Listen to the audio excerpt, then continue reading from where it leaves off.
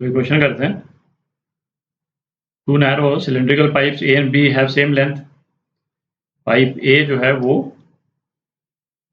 दोनों तरफ से ओपन है, open at both ends, and is filled with a monoatomic gas of molar mass M A.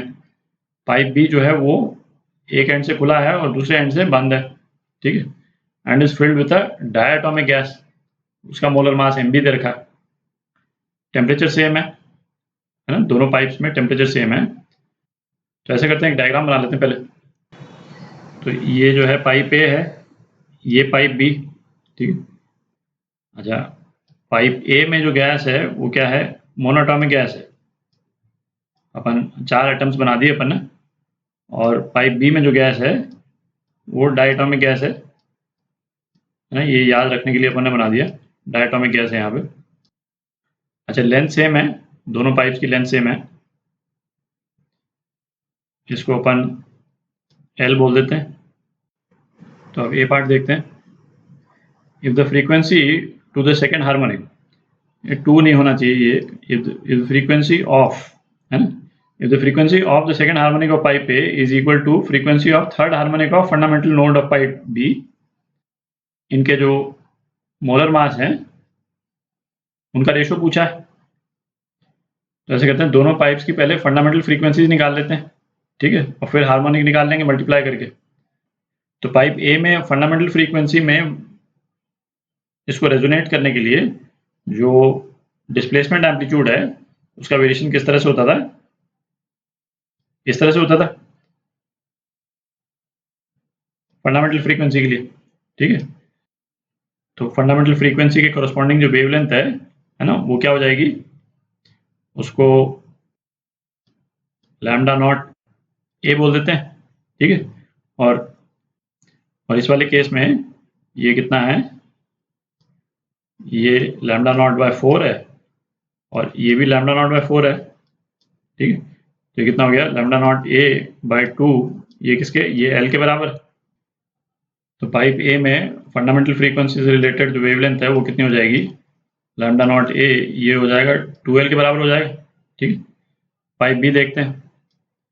Pipe B में यदि fundamental frequency पे यदि ये वाइब्रेट करता है, रेजोनेट करता है, तो उससे रिलेटेड वेवलेंथ जो है वो क्या हो जाएगी, ये कितना है, इसको लैम्डा नॉट बी बोल देते हैं, ठीक है। तो ये लैम्डा नॉट बी बाय 4 है ये, ठीक। तो यहाँ लिख लेते हैं लैम्डा नॉट बी बाय 4, ये किसके, एल के बराबर हो जाएगा। तो लैम्डा नॉट बी जो है वो कितना हो गया, 4l के बराबर हो गया। अच्छा, पाइप ए में वेलोसिटी ऑफ साउंड को वी ए बोल देते हैं और पाइप बी में वेलोसिटी ऑफ साउंड को वी बी बोल देते हैं, ठीक है। क्योंकि गैसेज अलग अलग हैं तो साउंड की स्पीड जो है वो अलग अलग होगी दोनों पाइप्स में। तो फंडामेंटल फ्रीक्वेंसी इन पाइप ए ये क्या हो जाएगी, we a upon lambda naught ए, ठीक है। तो ये क्या हो गया, वी ए अपॉन 2l हो गया, ठीक है। और फंडामेंटल फ्रीक्वेंसी पाइप बी है ना, ये कितनी हो जाएगी, v b upon lambda naught b is equal to v b upon 4l, ठीक है। अच्छा, ये जो दो फ्रीक्वेंसीज हैं इनके बीच में रिलेशन क्या दे रखा है अपने को, कि सेकेंड हार्मोनिक ऑफ पाइप है, तो मतलब ट्वाइस एफ नॉट ए, ये किसके बराबर है, third harmonic of fundamental mode of pipe b. तो third harmonic of fundamental frequency of pipe b, है ना, ये रिलेशन दे रखा है अपने को। तो ये 1 और 2 से अपन वैल्यूज डाल देते हैं, तो क्या आ जाएगा, v a upon l is equal to 3/4 v b upon l, ठीक। एल जो है वो कैंसिल हो गया, थोड़ी जगह बना लेते हैं। अच्छा, वेलोसिटी ऑफ साउंड किसी भी गैस में उसका क्या रिलेशन होता था, गामा आर टी, मतलब टेम्परेचर के टर्म्स में ये रिलेशन होता था gamma R T upon molar मास, ठीक है। तो अब इस वाले रिलेशन में ये वैल्यूज डाल देते हैं, तो क्या आ जाएगा, gamma of gas A R, temperature same ही है, upon molar mass of A is equal to 3/4 gamma B RT upon molar mass of B, ठीक है। तो अपने को पता क्या करना है, MA अपॉन MB पता करना है। तो MA अपॉन MB इसको स्क्वायर कर देते हैं, तो ये क्या आ जाएगा 16/9 into gamma A upon gamma B, थोड़ी जगह कर लेते हैं। MA अपॉन MB कितना हो जाएगा, MA अपॉन MB ये हो जाएगा 16/9 into gamma A, monoatomic gas है ना गामा A। मोनोटॉमिक गैस के लिए क्या होता था 5/3 होता था, और डायटोमिक गैस के लिए एडियाबेटिक कांस्टेंट गामा ये क्या होता था 7/5, ठीक है। तो इसमें डाल देते हैं, तो ये आ जाएगा 5/3 और अपॉन 7/5, ठीक है। तो ये कितना हो गया, तो ये हो गया 400/189, ठीक है। ये आपका आंसर। पार्ट भी देखते हैं, है ना, जगह बनाते हैं थोड़ी। अब अपन बी पार्ट कर रहे हैं, ठीक है। ये फॉर्मूला रिटेन कर लिया अपन। क्या बोल रहा है, now the open end of pipe b is closed. अच्छा, तो इस वाले पाइप को भी हमने इस वाले एंड पे हमने क्लोज कर दिया। अब इसके रेजोनेंस का जो मोड जो है वो चेंज हो जाएगा, तो उसको चेंज जो फॉर्म होगा वो बना लेते हैं।